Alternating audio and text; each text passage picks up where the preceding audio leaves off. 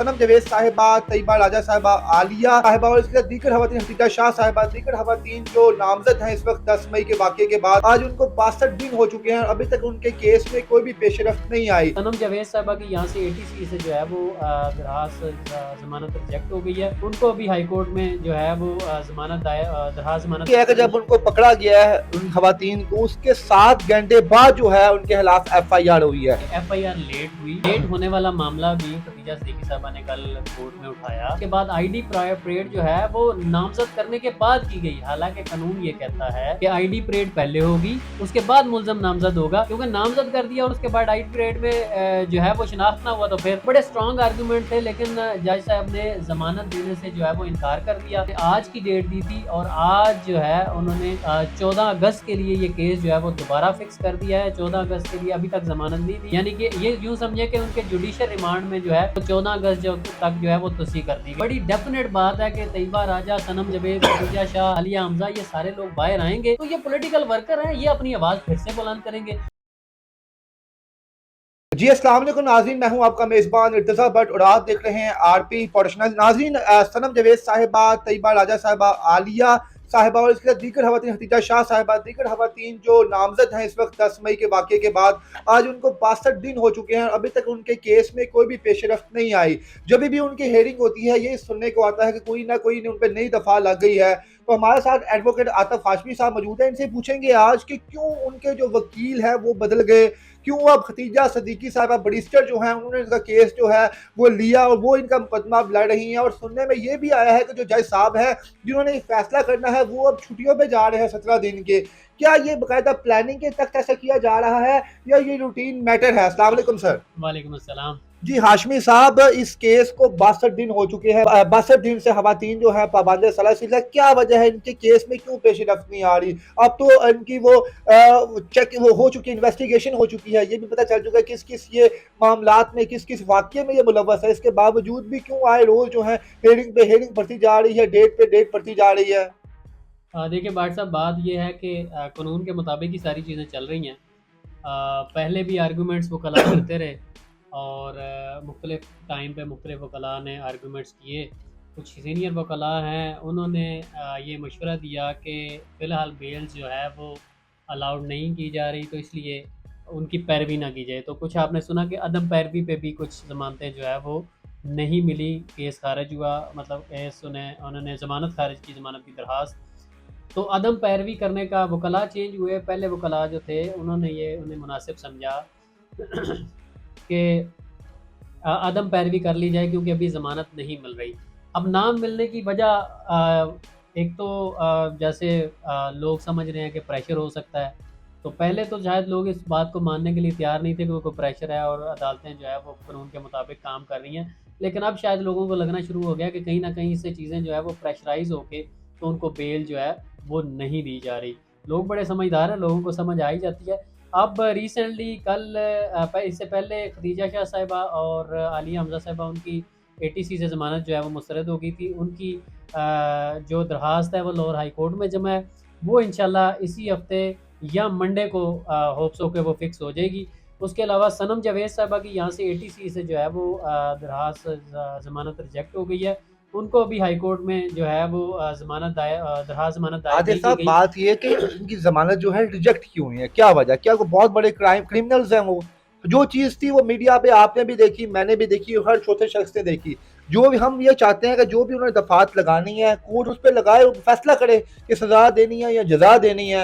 ये क्या वजह है कि जनाब ना सज़ा मिल रही है ना जजा मिल रही है और वो खवातीन गर्मी और हबस में आती हैं, 6-6 घंटे खड़ी रहती हैं और एंड में सुनने को ये मिलता है जी आप अगली इतवार को आएँ, जी आप 14 तारीख को आएँ, आप 17 तारीख को आएँ, आप 18 तारीख को आएँ। क्या है, आप तो कानूनदान हैं, आप बताएं जनाब कि क्यों हो रहा है सर उनके साथ? देखिए मतलब वकला हज़रात जो हैं, जो भी किसी का वकील है वो अपनी सफाई में आर्गूमेंट ही दे सकता है। फैसला तो बहरहाल जजेस ने करना है और जजेस जो है वो भी ज़ाहिर कानून के मुताबिक ही चलते हैं। अब जैसे कल बैरिस्टर खदीजा सिद्दीकी साहब ने बड़े शानदार आर्गूमेंट्स किए। उसमें उन्होंने अस्मा जाफ़र और ज़ाहिर जाफ़र केस का हवाला भी दिया। उन्होंने एक दो और केसेस का हवाला भी दिया जिसमें जो है वो प्रीवियस हिस्ट्री भी ख़वातीन की नहीं है और लेट FIR का हवाला भी उन्होंने दिया। ID परेड जो है वो नामजद होने के बाद की, ये बड़ा स्ट्रॉन्ग आर्गूमेंट था कि आईडी परेड जो है वो नामजद करने के बाद की गई। सर सुनने में ये भी है कि जब उनको पकड़ा गया है उन खवातीन को, उसके 7 घंटे बाद जो है उनके खिलाफ FIR हुई है। क्या उनको पकड़े जाने के बाद ये मनसूबा बनाया गया था कि इनको जनाब इस चीज FIR में या इस केस में जनाब इनके खिलाफ हम FIR करेंगे? FIR तो जब आप मुलजिम को पकड़ते हैं फौरी तौर पर, शायद मेरे हिसाब से ये कानून भी हमारा ये कहता है अगर आपने उस मुलजिम को पकड़ा तो आप फिल फोर्स उसके खिलाफ FIR दे, ताकि जो जो 6-7 घंटों का टाइम उन्होंने गुजारा है वो ना गुजारते, वो कानून की गिरफ्त में आते हैं और उनके घर वालों को पता होता है कि जनाब ये अब कानून की गिरफ्त के अंदर है। मैं वही बता रहा हूँ कि FIR लेट हुई।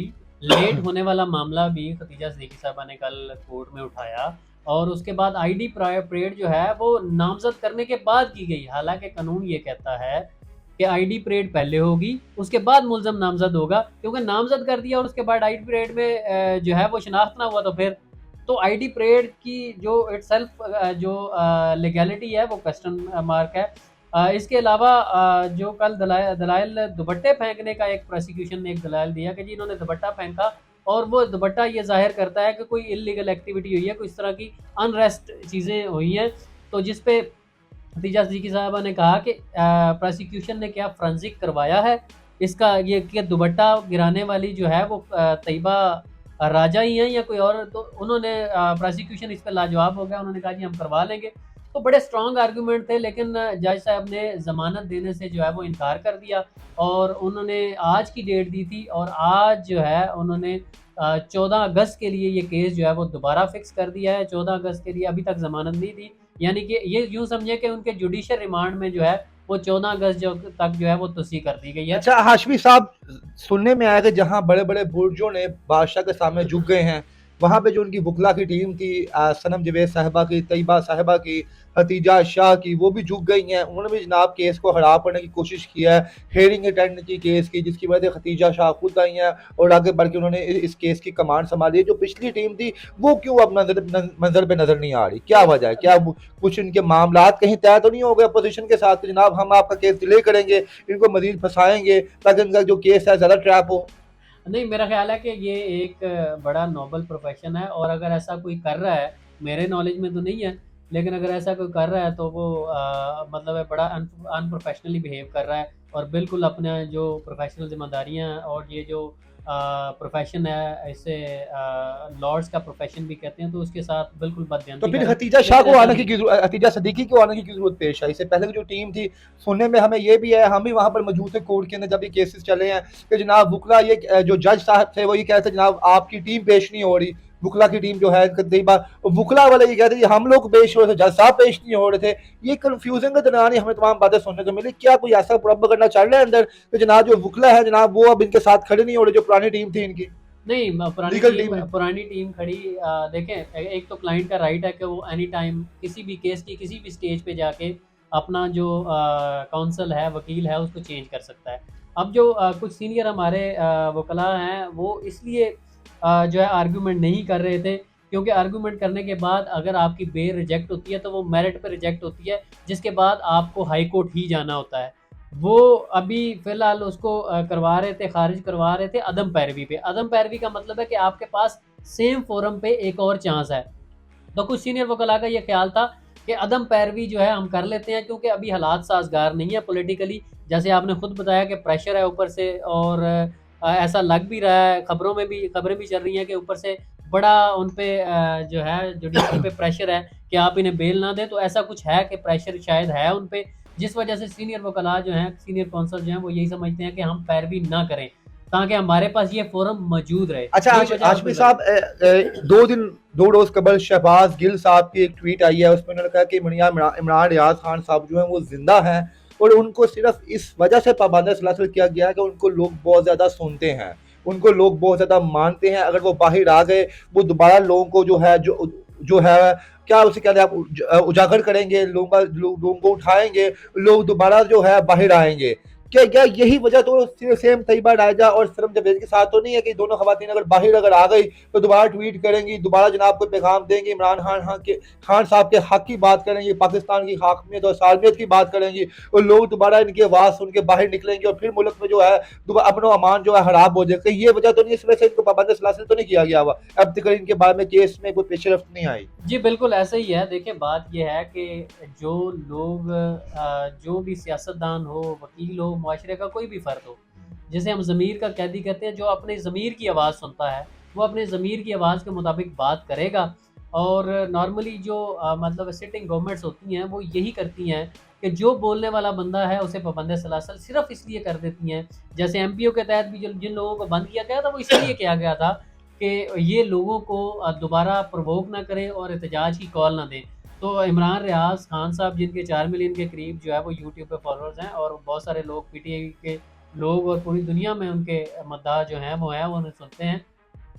तो उनको भी इसीलिए शायद रखा गया है कि जैसे शहबाज गिल साहब ने कहा कि ताकि लोग उनको सुने ना। और ये तो बड़ी डेफिनेट बात है कि तैयबा राजा, सनम जवेद, खदीजा शाह, आलिया हमजा, ये सारे लोग बाहर आएंगे तो ये पॉलिटिकल वर्कर हैं, ये अपनी आवाज़ फिर से बुलंद करेंगे। कोई भी पॉलिटिकल वर्कर आपने नहीं देखा होगा जिसको आपने बंद किया और वापस आके वो आराम से बैठ यानी गया होगा। इसका इनका मतलब राइट है। इस हिसाब से तो इलेक्शंस के बाद अगर इलेक्शन होते हैं, क्योंकि बेसिकली वर्कर्स का काम क्या होता है कि जब इलेक्शन नजदीक हो वो जनाब लोगों को अच्छा और बुरा बताएं और लोग अपना जो वोट जो है उस बंदे को इंतखाब करें, उस बंदे के लिए मुंतखब करें वोट अपना जो उन्हें लगे कि मुल्क के लिए फायदेमंद है। इसी हिसाब से देखा जाए तो इलेक्शन के बाद इमरान रियाज साहब भी बाहर आ जाएंगे, ये चारों खवातीन भी केस से बड़ी होकर बाहर आ जाएंगे अगर ये सूरत हाल देखें, अगर इनका मोटो ये इनकी आवाज़ बंद करना ही है। अब मेरा ख्याल है कि ये पॉसिबिलिटी हो सकती है, लेकिन लग इसलिए नहीं रहा मुझे, जैसे शहबाज शरीफ साहब ने बयान दिया कि 14 अगस्त तक हमारी गवर्नमेंट है। तो 14 अगस्त के बाद निगरान सेटअप आएगा, तो निगरान सेटअप जो है वो उसमें बहुत सारी चीज़ें आपको चेंज होती हुई नज़र आएंगी। जैसे बहुत सारी सहाफ़ी अभी कहना शुरू हो गए कि जैसे निगरान सेटअप आएगा हर तो चीज़। ये लोग जो है, जो लोग पाबंद सलासल हैं, वो एक एक करके उनको बेलें तो मिलना इस शुरू हो चीज जाएंगी। में क्या आप कहेंगे कुछ मासलत तो नजर नहीं आ रही?